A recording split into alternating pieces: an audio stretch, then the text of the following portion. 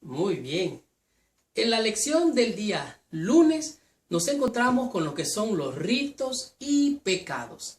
¿Qué es lo que nos está diciendo aquí la lección? Bueno, ¿acaso no Dios había pedido ritos, ceremonias, sacrificios de animales para encontrar en esos sacrificios de alguna manera la expresión de amor de su pueblo?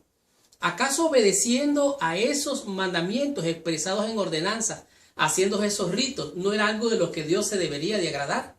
Bueno, en este día de la lección nos presenta lo que era la doctrina muerta, una doctrina sin fe, una doctrina vacía, unos ritos religiosos de que de alguna manera no tenían una expresión de lo que Dios estaba pidiendo a su pueblo. Aquí alguien escribió, lo tomó de algún comentario de algún libro, dice, reflexiones de Dios y el debate acerca de Dios. Dice, hay un documento que registra la interminable lucha de Dios con la religión organizada, conocido como la Biblia. En otras palabras, lo que está diciendo aquí es que la Biblia tiene una gran controversia, que es algo que Dios realmente, esta religión organizada aquí en la Biblia, Dios realmente es interminable la lucha que Dios tiene con ella. ¿Qué es lo que está diciendo en realidad aquí? Si Dios había demandado o pedido todo eso. Bueno, Dios había pedido todo eso, pero estos estaban demostrando con sus ritos y con sus ceremonias una fe vacía, eran puros ritos. Y no solamente eso, estaban haciendo esos ritos, pero estaban haciendo otras cosas más. Por ejemplo, lo vemos en Jeremías en el capítulo 6, el versículo 20. Escuche lo que dice Dios aquí. ¿Para qué a mí este incienso de Sabá y la buena caña olorosa de tierra lejana? ¿Para qué? Dice Jehová.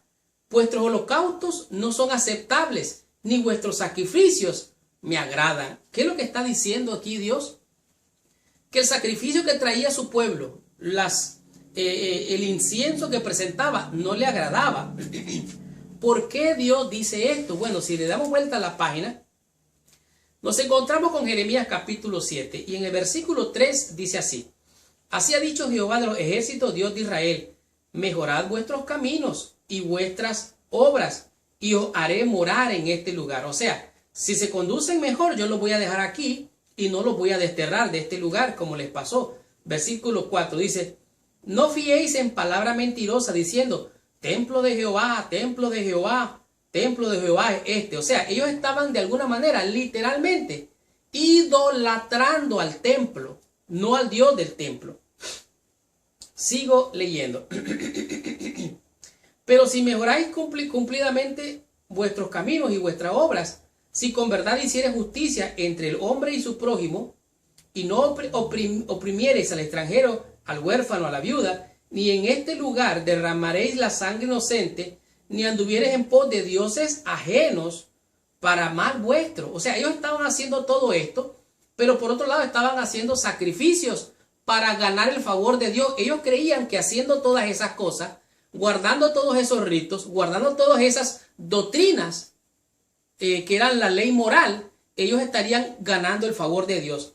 Ahora, aquí realmente vemos una religión fría, ritos vacíos. Dice, el Señor estaba procurando conseguir que su pueblo se alejase de los ritos organizados, pero fríos y muertos, que llegaron a dominar su fe. Ritos que ellos creían que cubrirían sus pecados. Ellos estaban desenfocados.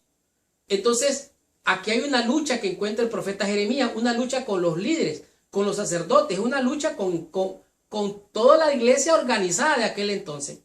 Dice, las luchas de Jeremías fueron con los líderes, los sacerdotes y la gente que creía que por ser elegidos de Dios, los hijos de Abraham, el pueblo del pacto, estaban bien con Dios. O sea, ellos decían, nosotros somos el pueblo de Dios. Como somos el pueblo de Dios, hacemos lo que queremos. No, no, no. Algunos se autoproclaman el pueblo de Dios. ¿Qué es eso? Hay gente que se proclama el pueblo de Dios. Y hay muchas religiones que proclaman ser la iglesia verdadera. ¿Cómo es la iglesia verdadera? Lo vamos a ver un poquito más adelante. De tal manera que ellos se consideraban que era de la simiente de Abraham y merecían el favor de Dios. Ellos estaban tristemente engañados. Por lo tanto, Dios les dice, ¿saben qué tienen que hacer ustedes? Deben de dejar de actuar impíamente, porque ellos estaban actuando impíamente, abusando a la viuda, al huérfano, al extranjero, los extorsionaban, eran terribles. Y no solamente eso, esto demostraba que ellos estaban conduciendo injustamente. Por lo tanto, Dios tenía que hacer un juicio. Escuchen lo que dice la lección. El pueblo hace esas cosas pecaminosas y luego va al templo y adora al verdadero Dios y reclama el perdón de sus pecados. Dios no puede ser burlado, a menos que cambiaran sus caminos, especialmente la manera en que trataban a los más débiles. Dice, entre ellos tendrían que afrontar un juicio severo.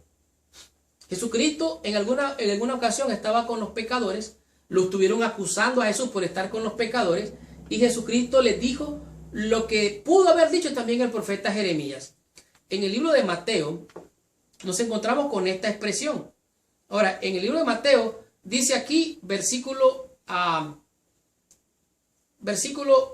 12, dice, al oír esto Jesús les dijo, los sanos no tienen necesidad de médico, sino los enfermos.